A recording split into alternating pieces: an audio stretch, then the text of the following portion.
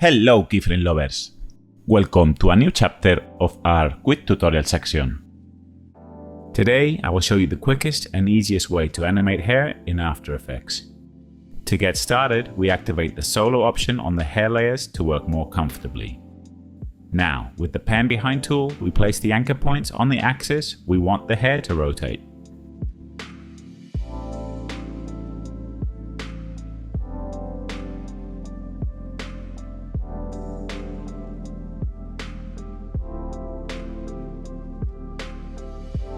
Great, we can now deactivate the solo option. Next, we apply the wiggle expression you see on the screen to the layer's rotation. Let's preview it and see what it looks like.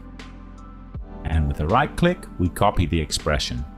We select the rest of the layers and with Ctrl V, we paste the animation. And voila!